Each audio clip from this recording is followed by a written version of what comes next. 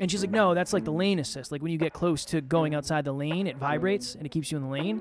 He had no idea. He was like, because his car is a little bit older. It doesn't have that technology. Same thing. When you do something new for the first time, you are like a giraffe, a baby giraffe, and you're falling all over the place. You accumulate these understandings, and then you try to teach them and realize, holy crap, I'm so much better than I thought at this. And holy crap, there's so much more to this than I ever thought. Next Level Nation, welcome back to another episode of Next Level University, where we help you level up your life, your love, your health, and your wealth. Today, for episode number 1745, sometimes you don't know how good you are until you're teaching it. I think I suck at what I'm going to talk about, but I got really good feedback on what I talked about, so you'll hear it in a second here. So as you know, last week I was in Toronto, and I was in Toronto to give a speech on how to ask powerful questions. So Evan Carmichael said, when you and Alan interviewed me, it was one of my favorite interviews I've ever been on, and you guys asked really, really good questions. And then we ended up going to Toronto and interviewing him again, and then I think we went up there again to interview him. So we've interviewed him 3 times. I interviewed him again when I was up there for a 4th time, and he had a lot of kind words to say, and this was his mastermind, and people flew in from all over the country and world to be at this mastermind, and I got the opportunity to do a 45-minute speech. And my speech was titled, Alan, Questions Are the Answer. Ooh. That was the name of my presentation. Nice work. And when They Evan really asked, They are. Yeah, they're that's a great concept. He asked me, I don't know, maybe like 2 weeks ago to speak on this specific thing. And when he asked me, I was like, there's no way I can do an entire 45 minutes on how to ask powerful questions. How can I possibly do that? And then let's take it a layer deeper. He wanted it to be on how to ask yourself powerful questions so you can make powerful content. And I was like, there's no way this is going to there's no possibility I can do 45 minutes on this. And it took me, this is the hardest presentation I've ever made. By far, bar none, not close. I didn't even know if I was going to be able to do it. I tried to do it like a week ahead of time. I sent Evan what I had, and he said, nah, dude, that ain't it. You're missing the Kevin magic. Like, try again. It's like, shit. Okay. Delete it. Start from scratch. When I got to Toronto on Tuesday. I had nothing for my presentation, and I was speaking on Friday. Wednesday, I interviewed Evan, didn't work on it at all. I worked on it Thursday and then Friday morning, and I couldn't come up with anything. I was freaking out. I was like, there's no way I'm going to be able to get this done. I don't know what I'm going to say. I don't have any stories. Shielded me from your freak out quite a bit. Yeah, that was by design. What do you mean?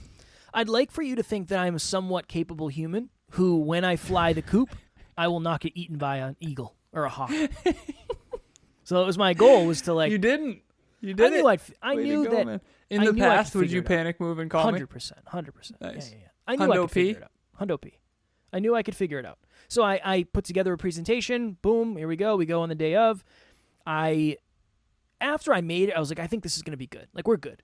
I put a lot into this. This is going to flow nicely. Real quick, I got to share something. Please. So Kevin and I did the Next Level Hope Foundation event, and once the fathers that came and the children that left, Kevin and I were like, okay, fishing. The YMCA is on a lake. We're going to go get some fishing in. We found a little spot. You'll see some photos, most likely. Yes. Come through the social medias. Nice. And this is Kev's move. So I sent my presentation to Evan, and he didn't really like it. What do you think? What are your thoughts on this? That's like the question. What are your thoughts on this? That's the panic move is... What are your thoughts holistically about this? What are your thoughts on this? It's pretty much AKA, I don't know what to do. What do I do? I'm freaking out, but I don't want you to know I'm freaking out. What would you do? And then, but you didn't do that this time. I mean, you did. I knew I had it. Next Level Hope Foundation. I knew I had it. What's different? And now you're more aware that I don't know what I'm talking about. That was a big piece. I was like, he can't help me anyway. Yeah. No, I didn't think that. I can help you, but not in the way you thought originally when we first started working together. I mean, at this point, you and I have done how many Canva presentations together? Like, seriously. I actually have never crunched numbers on that. I love Canva now. Hundreds and hundreds, and let's just say presentations in general, hundreds and hundreds and hundreds. We've done 12. No, how many rounds of group coaching have we done? 14. 14 so the 14 times 6. 14 times 6, yeah. So what's that? 60, 24, 6 times 4, 20, 84. So that's 84 So we've done hundreds of presentations. Mm-hmm. That's one of the reasons. I was like, I just haven't found it yet. This is something I've never talked about. I'm focused on making sure the interview goes well, so I can't really put time into it right now. When I sit down to do it and I'm crunched by the time, I'll come up with something. Plus, you need to know the room.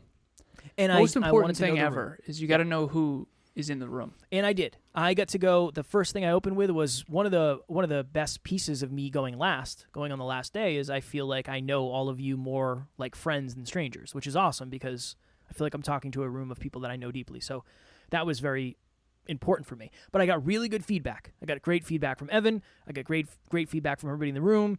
And it was a really good understanding for me of you don't really know how much you know about something until somebody challenges you to teach it. It would be very easy, even like Zoom. I think Zoom's a really good example. Yes, most people know how to use Zoom now. But when everything first started going virtual and I had podcast clients that were going virtual and they were saying, hey, can you help me with Zoom? It's like, oh, you're going to be fine. All you got to do is log in and then you're good. And then it's like, well, how do I do my mic? How do I do my camera? I want to do a virtual background. How do I record? Where does it go when I record it? It goes to the cloud. Know. Like, how do you set that up? I feel like there is an echo. Then there's just a million. And all the settings, too. All the settings. HD. How do I you can get mirror someone? your video. You can mirror your video. How do I get someone a link to the room? Like, do they need a password? And that's not even including Zoom Whiteboard. Zoom Whiteboard, recently Yes. I've been doing coaching on coaching, Next Level Certified Coaching with certain team members. And that's been fascinating because we're trying to all use the whiteboard simultaneously. And I have some clients now that are trying to use Whiteboard. One of my clients, shout out to Cole, he said, hey, man, I'm going to draw something for you. That's and I was cool. like, perfect. He's like, I got to get your take on something. Can I draw? It's like, can you draw? Let's go. This is what I live for, man. Let's do this. So he's drawing but he's like, how do I erase? I'm like, I don't even know if I know how to tell you. Right. You just click the erase button. Well, where's that? I have no idea. My brain just knows. So it's all muscle memory, you know? That's what I was dealing with. It was very similar to that. It was very much, I don't know if I can possibly teach this, but once I started, it was like, oh my goodness, I know way more about asking questions than I really gave myself credit for. Give us the goods. I can't give you the goods. Can't give you the goods. What do you think this is? What do you mean? No, you think I remember? That you know me, that presentation is gone. The second I do it, it's gone. So after that, Evan was like, hey man, I want you to do that again. And for my group on the 4th of July. Are you working the 4th of July? I said, of course I'm working the 4th of July. Well, let me do it. Virtual? He's like, yeah. We have a monthly meetup on that day. We do? Yeah. We should probably change that. What time are you doing this with Ev? I'm doing it in the afternoon, but I think we should probably change the monthly meetup just because most people are going to be out partying. But we did a poll. Oh. Everyone's good with it. Okay. We did a poll in Next Level Nation. All right. Well, let's do it. We're very connected, tapped in. Done. No, because Amy and I were thinking the same thing, but dude, Yeah. the majority of our audience either doesn't care and or isn't from the U.S. The 4th of July is, I think, an only U.S. Yeah, it's an only. So we're US doing thing. we're doing 5 to 6. Yeah. Cool. And then 4 to 5 will be prep. Cool. I'm in. But when is the Evan? I think it's like virtual 12. I think it's 11 to 1:30 or something. Big day for the kid. I have an hour. It's an hour and a half this time, Nice. which is cool. So that's really the point. That's where I wanted to go with this episode. I don't want to talk about me as much as I enjoy. I do enjoy talking about myself occasionally. And when I have cool stuff that happens, I like talking about that. But that was really the thing that I learned was, look, if you said on a scale of 1 to 10, how much do you know about asking questions? I probably would have said like, maybe 5. I feel like I'm good at asking questions. After somebody forced me to make an entire presentation on it, it's like, wow, I know way more about asking questions than I ever thought I did. Now I'm excited to dig deeper into what I made so I can do a longer presentation because now I know more than I gave myself credit for. Odds are you're out there and you're really good at a lot of stuff. And until somebody sits you down and says, look, explain to me exactly how you did blank, blank, blank, and blank, you'll think it's minute and not important. And that's not true. We undervalue the things that have always come easy to us. That's such a thing. Yeah. You with words and concepts, titling. That's it. Asking Just those questions. two things. Those two very asking small questions. things. Even podcasting. Who do you think? I'll never forget me or you? the leader of our part of our team, the leader of Next Level Podcast Solutions, Ron. Shout out to Ron. She said, "I don't understand how you guys do it." Because I was picking her brain, because she listens to a lot of episodes, because she used to be audio editing all the clients and all that. I said, "Who's your favorite?" She didn't want to tell me because we were second. Us. It wasn't us, yeah. But also the ones that she said were really good, so I get it. And I said, "Well, why? She said, "The stories he tells are unbelievable." So shout out to John Laredo. He was the guy. And I just wanted to learn and get better. But she said, "I don't understand how you guys hit record, you pick a topic, and then go." And the truth is, I don't either. That was a accumulated compound effect of years and years and years and years and years. Were we naturally good at podcasting from the get? I listened to episode 8 recently. Garbage. But I wonder. Which one was that? Just me? It came up on Spotify. It was up in New Hampshire with you had a Guinness. It was me and you? Yeah. Nice. I don't know why on Spotify it was number 8. But I was with Amy because I was doing a Pepsi challenge, is what I call it. Now I realize that reference doesn't land to anyone who is younger. Yeah. Isn't the old folk like us. But I wanted to Pepsi challenge the audio quality. Horrible. I sound like I'm way in the distance, man. Look, for those on YouTube, this is how throwback I am. This is literally the mixer we used back then. This is the actual mixer that we used for those episodes right here. And we had those filter screen circle things. Yeah, those are pop filters, yeah. Yeah, this thing's... you sounded fine. Not fine, but way better than me. Well, I was sounded better. Like I was out in the distance. I was a better podcaster than you know what I mean? That's all it really was.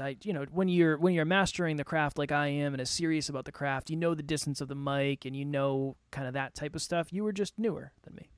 That's fair. So anyways, where was I going with all of that? What did you say before this? Oh my goodness. Mm-hmm. The kid's off today. We're talking about you're really good at something, not you. Yes. But the collective you. Got it. Yeah. I gave a training on Saturday, and we're getting back to basics at NLU. I was talking about Ron, though. Oh. The point there was, how do you guys just jump on the mics and rock and roll? And the answer is, I don't really know. Over time, we just got to that place. But then when you go and break everything down into its simplest possible steps, how can you be obsessive enough to where you break everything down to its simplest possible steps? I've come to understand that is the way that you teach well. In the beginning of Kevin and I's trainings and speeches, we overcomplicated everything. Definitely. Without knowing it. And by we, I mean mostly me. Let's be honest. But you didn't exactly help in the beginning, and then eventually you're like, dude, I don't know, man. I thought you knew everything. Definitely not. I knew stuff. I didn't know how to break things down into the simplest possible form. Yeah. Now you have to break things down into it's almost like if I could take apart this computer and I could teach you about computers. The best way to teach Kevin about computers is I take apart this computer, not this one because I love this one, but we take apart your computer and I show you all the different components and then I explain piece by piece what each component does. And I relate it with a metaphor to something you already understand. And at NLU, we try to do this very well.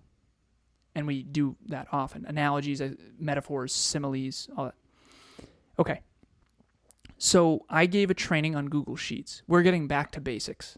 I'm calling this the Unsexy Fundamentals series.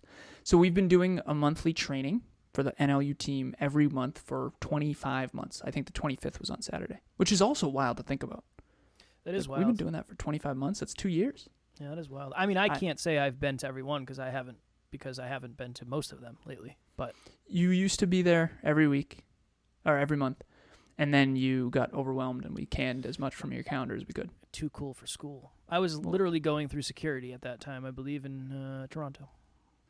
And so we broke it down. What are the things that every person at NLU really needs to master? And for the sake of this episode, I do think this is important. For everyone out there, you know more than you realize, and that's kind of the point of this episode. But so Christina and I, the chief operations officer of the company, COO, she and I sat down and said, listen, the biggest bottleneck at NLU is our tech skills. We have a virtual company, and I'm not trying to be unkind, and I'm not saying that the NLU team doesn't have statistically better tech skills than most. But the truth is we need to learn these things and be better, and that's just my truth. So the 13 tech skills we wrote down. If you want to be an NLU-ian, an NLU team member, we need to master Google Sheets, Zoom. You just explained Zoom, so that's perfect reference. Google Calendar, WhatsApp. There's a phone app, there's a web app, there's a native app. Google Drive, Gmail, Canva, Calendly, Google Docs, Google Tasks, and the NLU website. I mean, a lot of the team didn't really know what was on the website. And so this is a problem. And I've noticed that. That's been very clear. Like, I think our biggest bottleneck is just tech skills, hard skills. We talk soft skills all the time. Character over everything, belief systems, awareness, consistency. Those things are naturally a part of, and it makes sense, Kev, this is in hindsight, it's 2020, and for the listeners, we're a self-improvement company. Oh, yeah. So, of course, the self-improvement stuff is taking care of itself. It's the hard skills that we need. And so these trainings are super boring, but super valuable. So I did a training on Google Sheets. And I went into that training similar to Kev, where I didn't think I was anything special. I didn't go in, I'm a Google Sheets master. I've never once had that thought. I've never once been like, I'm a spreadsheet guru. I do think that I'm very good at mathematics. I think that I'm decent at spreadsheets, and I think that spreadsheets are mostly math. Okay, numbers, makes sense. But after that training, I went into Emilia's office, and I was like, am I a Google Sheets wizard? And she's like, did you just do your training? I was like, oh my God, there's so much to it. I couldn't believe how much there was to it. Okay, you hold shift here, you highlight this, you can hide columns, you can add rows, add columns, formulas, sum, average, all this. I couldn't even, it took me an hour. We didn't even get through all of it. And again, just for context, because again, I want this to really land for our listeners, of all the things that you might be amazing at that you don't think you're amazing at. And if you don't think you're amazing at them, maybe you're not teaching them, maybe you're not giving yourself the self-worth that you deserve, maybe you're not doubling down on the strengths that you have. 1 second here. I'm good at Google Sheets, not at organization in my notebook. Next Level Nation, what is happening? If you've thought to yourself, I want to try coaching, but you don't really know where to start, group coaching would be a wonderful place for you. That's really why we created it in the first place. We start a new round every 90 days. So if you're hearing this, go to the website, nextleveluniverse.com, and we have the landing page where you can actually hold your spot right now. Even if there's a group going on right now, you can still lock your spot for the next one. The biggest thing that we've seen is as we get closer and closer to the date, unfortunately, some people end up missing. The group fills up and they can't do it, and then they end up regretting that. So please head over to the website. The link will be in the show notes, and we would love to see you there. All right. This is what I went over. This is just Google Sheets. Oh boy. There's 14 items. Different formats, formatting, different amounts of decimal places and how to change them, making graphs. A lot more to that than I realized. For sure. Column Column spacing, total productive output formulas, summations, averages, hide/unhide, standard NLU formatting, insert note, add, subtract rows, calculating GIP and team TPO, import functions, copying the sheets in different spreadsheets. Then there's the whole sheet within a spreadsheet thing that's confusing as hell, how to use Google Drive with it, how to convert Excel files into Google Sheets files. And I had this moment of, no wonder why everyone's confused. And one more thing, quickly. I told everyone on the training, I said, I've been doing everyone's peak performance trackers and Google Sheets and for the last 7 years. I've just been formatting them, updating them, doing it for everybody. And I realized in hindsight how detrimental that was. because I easily could have just taught everyone how to do it. And I mean, think about how much time and effort I put into making sure, even just your sheets. How many times have I redesigned yours? So many. Yeah. So many times. It gets to a point where everything's gotten so much bigger, and I'm so grateful. We have a bigger team. We have a bigger community. We have a bigger roster of clients. So now I can't sustain it. I can't do everyone's sheets all the time.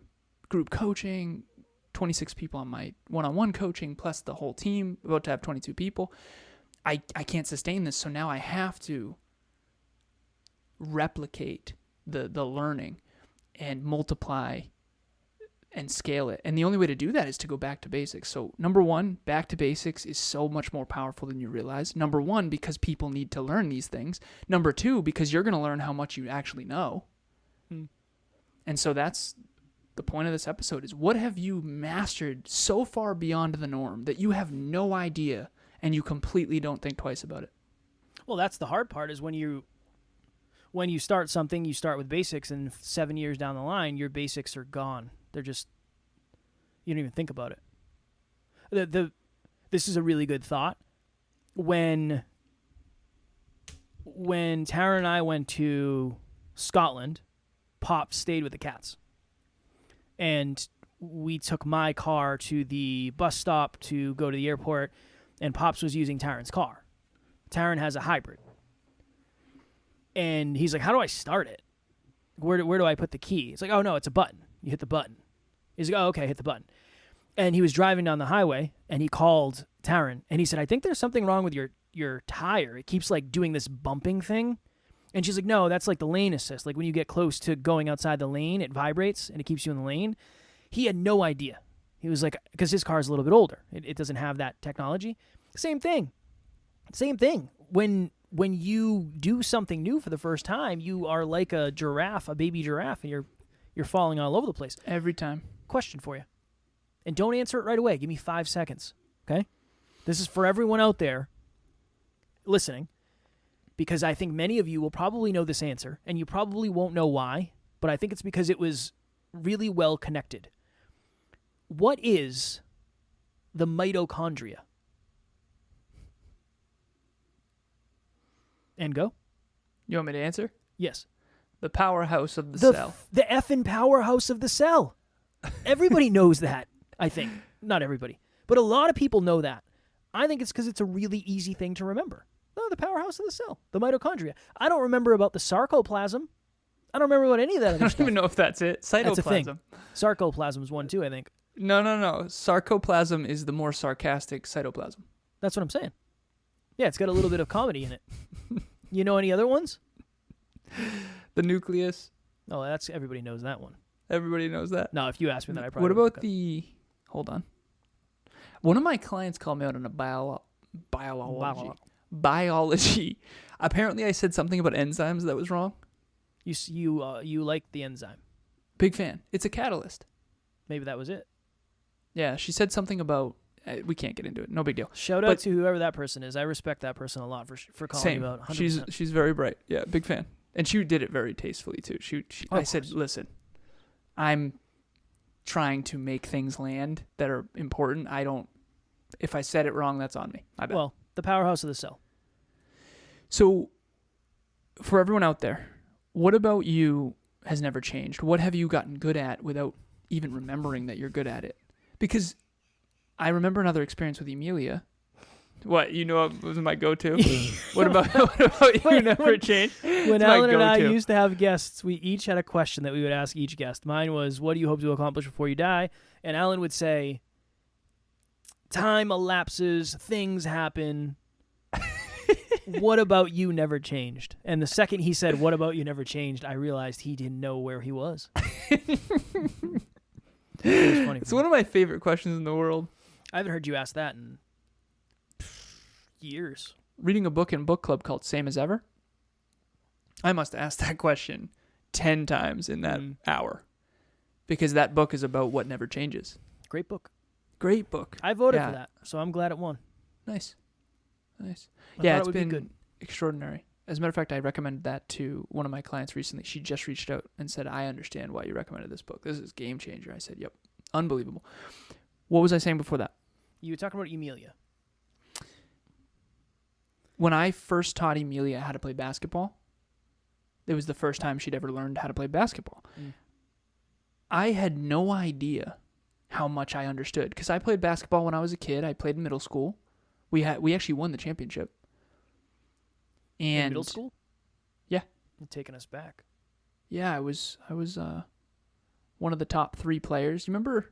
You wouldn't remember these people. I won't go into it, but they were really good. We had a really good team. Our team was school? Our team was stacked. Yeah. You think I was caring about basketball in No, middle you school? weren't. You weren't, but you know these people.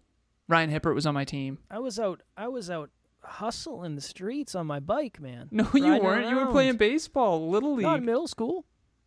Yes, true. How old are you? I was in 8th grade, man. How old am I in 8th grade?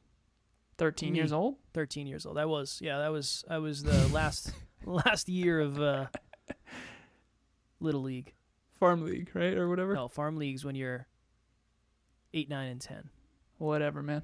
Yeah, sorry about that. Okay, so I taught Emilia basketball, and that was a trip for me. Another example. Well, she's like, layup? What's a layup? And we were just hammering. We were having fun. And she's like, you talk a lot of shit when you play ball. Well, I said, listen, that's how you survive on the court. Everything's slang. I'm like, lay it up. And then I shoot, swish. She's like, what did she call it? She said swishies or Swiss cheese. I said swishies, and she called it Swiss cheese. That's a new joke now. Yeah, we have a lot of fun with it. But the point is you accumulate these understandings, and then you try to teach them and realize, holy crap, I'm so much better than I thought at this.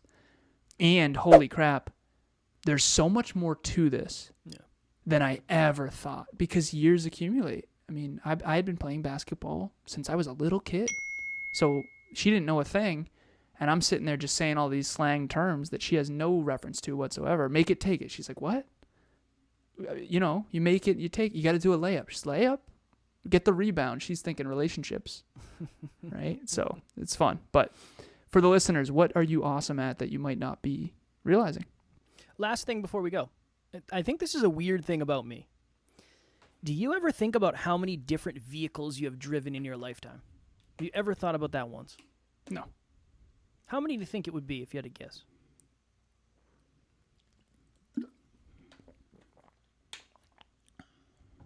Just had some fun flashbacks. I jacked my mom's Jaguar once to go party. Not responsible of you. Very responsible of you. That thing had a system in it too. Of course it. Jaguars. We went and did our thing. It was nice. Extremely unreliable vehicles. Oh yeah. But it was super fast. I don't know, 100? Think you've driven 100 vehicles? Yeah, are you including snowmobiles and all that? No. Actual vehicles. Oh, I don't know, 50? I think about that often. Why?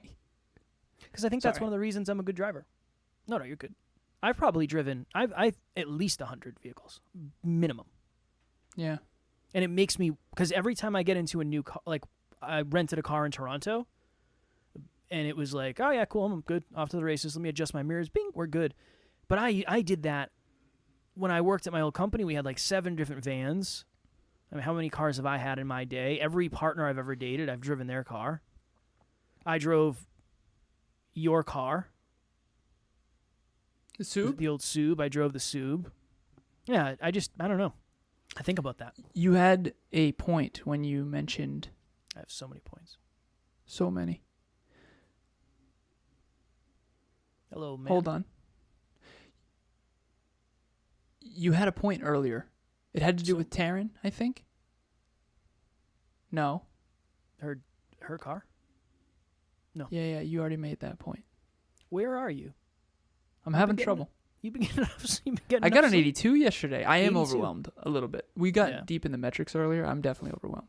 You said something earlier that you were going to make a point about, and it'll come to me. Go ahead. That's all I have. I'm done. I'm ready to go. Ready to pack it up. Damn. So it's now or never. I got nothing for you. I don't even think you're correct. I think you're in an alternate universe. Full of cytoplasm and mitochondria. You were talking about it right before that. I think it had to do with vehicles. I don't think so. Okay. I think you're mistaken. Oh, Scotland. Yeah. You were talking about driving in Scotland and how hard it was to relearn everything. I never said that, no. Is that where you were trying to go? No, you're 100%. Because you said when Taryn and I were in Scotland? No, I talked about her dad driving her car. Oh, got it. Okay. So you just didn't go where I thought you were going to go. Yeah. Did you hear any of that, or were you just tuned out? No, I heard it. I thought you were going to go there, though. No, because, no. dude, the wrong side of the road, you had to relearn That was the whole everything. thing. Yeah, that was the whole thing. I almost had a Can you panic go into attack.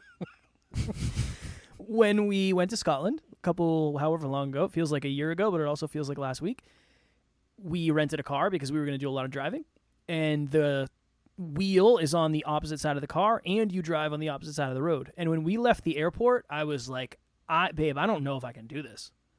When you take a right, you have to go across the street. When you take a left, you just stay on the same side. And I was like, I don't know if I can physically do this. And I'm missing the turns. There's a million roundabouts. It was brutal. But by the end of the trip, it kind of became normal. And then when I came home, I was like, I don't know if I'm going to be able to pick this up again. And it obviously came back faster because I have 18 years of driving on this side of the road and 2 weeks of driving on that side. So, yeah. Yeah, your brain is wired for that way, not the other way. Yeah, it's my weird. point underneath that, thank you for sharing. You're very welcome. I had a sniper who was in the Army. He interviewed me, and he said something that I thought was very profound that I think is relevant to this point. I know we got to jump. He said, if you're brand new to sniping, to guns, you've never hunted with your dad growing up or anything like that, or mom, I can teach you how to be pretty good with a rifle in like 8 hours. If you grew up with hunting, it takes me 8 days because you've developed so many bad habits. I thought that was really cool. That is cool. I thought it was going to be the other way. I thought he was going to say 8 minutes. I thought so too. And he said it's harder to unwire bad habits than it is to rewire good ones if you're brand new. And so for anyone who is maybe intimidated by, I've never done this before, well, there's another reason to start now, because you might actually be better off. One of the jobs, I told you this in one of our previous episodes, when I get hired as a personal trainer, one of the reasons I got hired was because I didn't have any experience. And they literally said to me, you don't have any bad habits to break. Brandon, when he came on our team, that's been great. We just taught him from the ground up. 100%. Yep. Next Level Nation, if you... Nothing against you, Brandon. It's not like you came with no skills. Yeah, Brandon's out here taking L's, but that's the interesting thing about him. Brandon's the man. He's the most humble human there is, and he would never listen to that and say, these guys hate me. We love you deeply. Oh, big fan. Huge fan. Big fan of B. Had his Jacked, engagement too. party this weekend. Oh, yeah. Kid's jacked. Looking good. Yeah, looking good. Studly do right. All right, if this episode resonated with you in some way, shape, or form, please, and in the podcast in general does, please leave us a review on whatever platform you are listening on.